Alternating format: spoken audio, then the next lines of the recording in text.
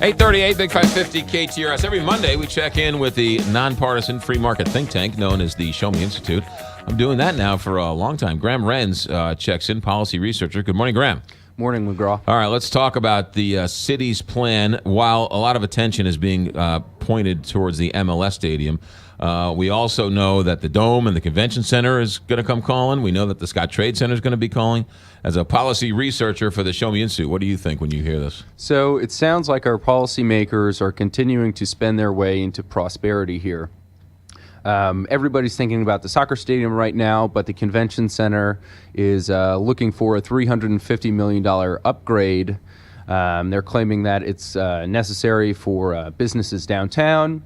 And I think when we have this big a number, this much public money looking to be spent, we should ask three tough questions. One, is this a proper role of government to be investing this much money in a convention center that's primarily for private gain? Two, will the returns justify the expenditures? Is this really a profitable project? And three, are there better uses of our public dollars, things that we could get more bang for our buck out of? And I don't know the perfect answers for all those questions, but I'm skeptical on a few of them. Sure. So I think in theory, a lot of people agree with you. But you look around the world, you look around the areas, you look around different cities, and not comparing Atlanta to St. Louis, but Atlanta had a baseball stadium built for the Olympics, and now 20 years later, they're building a new baseball stadium. They had a Georgia Dome, which is 25 years old, that they're building a brand new one.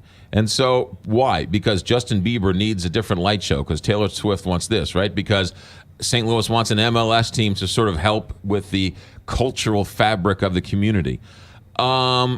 At some point, do you want to go to a concert?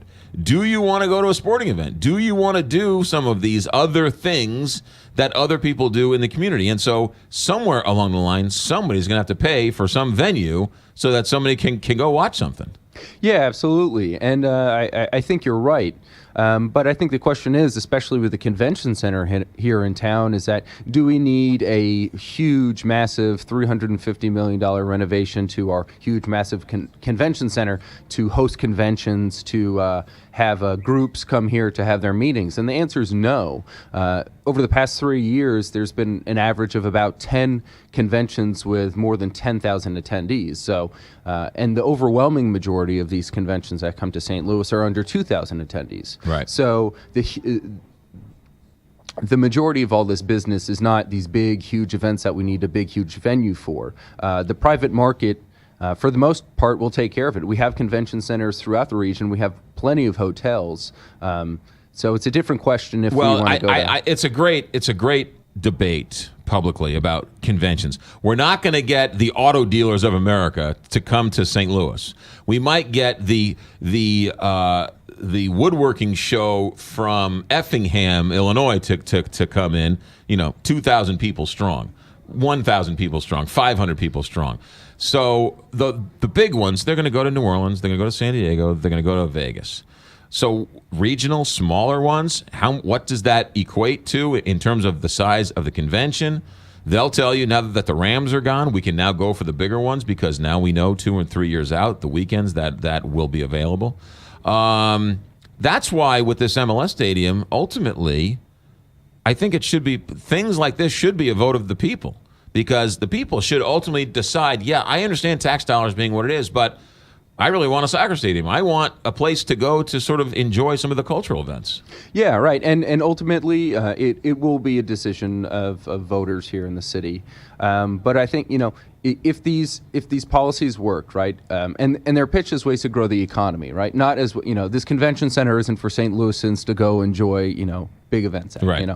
For the most part, it's for out of towners. If these policies worked, if we could just spend enough to get the economy really growing, we wouldn't be here right now, right? We've been spending hundreds and hundreds and hundreds of millions of dollars over the past decade, 2 decades, and we're still stuck in the same rut. And the problem, the answer is not to continue to throw good money after bad, right? Yeah. We should be rethinking how we're doing things. But you also got to think about let's say the convention center wasn't there the last 25 years. What would Washington Avenue look like? What would that area look like? Yeah, and we can point to the businesses that benefit from these things, but what we can't point to are all the other businesses and residents who have not gotten services, who have not gotten improved basic government services because tax dollars were spent on a convention center instead. So, folks who have been more or less propped up by the convention center are going to hurt if that money was never spent, sure. But what you don't see are all the other things people didn't get because the government was focused on,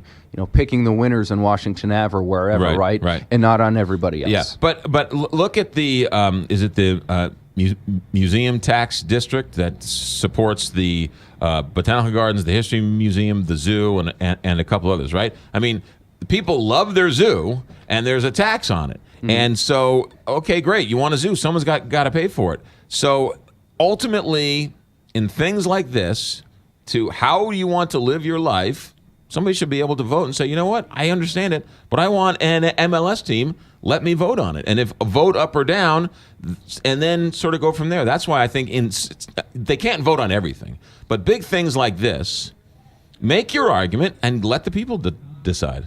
Yeah, no, and that ultimately is what appears will happen with a lot of these projects, right? But we have to think what's the motivation and who's going to benefit and who's going to lose, right? It seems but that's the question of should I vote for it or against it? Sure, absolutely. That's not the vote of let the people vote on it. Yeah, sure, and whatever we think of these issues, for and against arguments aren't for and against being able to vote on them, right? Right. They're simply information for whenever folks go to the ballot box or what have you, right? So at least with the zoo and these museum districts, it seems like there's a very public benefit, right? I'm not trying to say convention center isn't like that or that it doesn't need renovations, but it's explicitly for downtown businesses, right? It's for clear private gain, right? You have to pay to get in. With a zoo, not so much, right? So. Yeah. But people have no problem paying for the zoo. It's a cultural benefit. Is it a moneymaker? No. Does it garner a whole lot of tax revenue? You could argue maybe it does, maybe it doesn't. Maybe people come in from the region and hotels and whatever else. But, people like the zoo. They're going to support the zoo. People like soccer games. People like baseball games. And so let them vote. And if you want your tax dollars to go a little bit for a baseball stadium or a soccer stadium or the zoo, let the people vote and, let the chips fall where they may. More stuff, Graham, on the website, I'm sure you have. Absolutely. ShowMeInstitute.org. We've got a bunch of blogs and op-eds there for folks to read and learn more. Cool. Graham, have yourself a good day. I will do my best. Thanks, McGraw. All right, 8:46.